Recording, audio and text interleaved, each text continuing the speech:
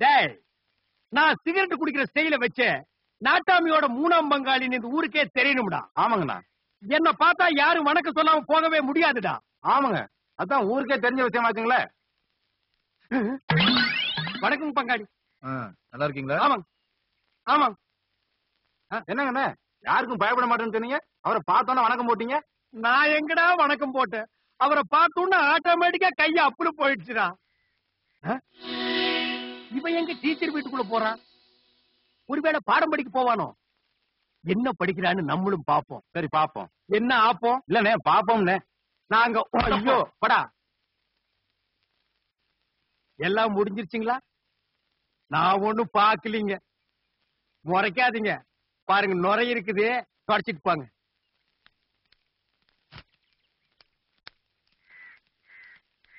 ஐயோ, இந்த ஆளு டீச்சரை வச்சிருக்காண்டோ, அத நான் பார்த்து போட்டோ. இத யாராவது கிட்ட நான் சொல்ல வேணுண்டோ, இல்லன்னா என் மண்டை வெடிச்சு போயிருண்டோ.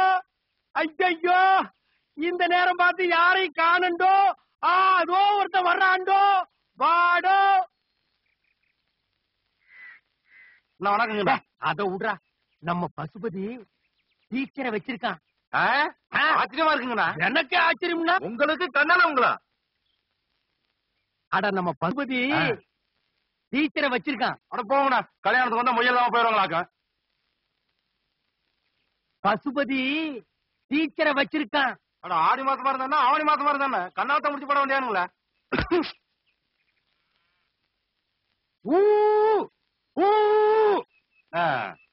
எதுக்கு அசைய மாட்டியா?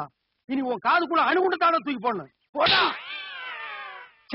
இவ்வளவு நேரம் இந்த மேட்டர் ஒரு செவடு கிட்ட போய் சொல்லிட்டேன். இனிமே நோ அதர்ஸ்.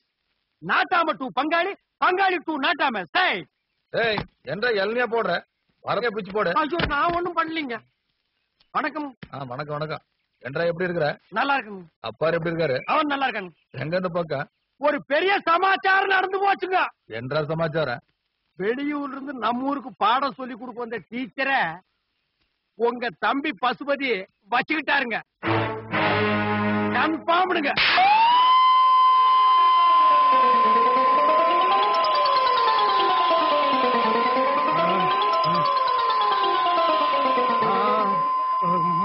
உங்க தம்பி நல்லவருங்க, வல்லவருங்க, தங்கமானவருங்க, கோல்டுங்க, டைமண்டுங்க.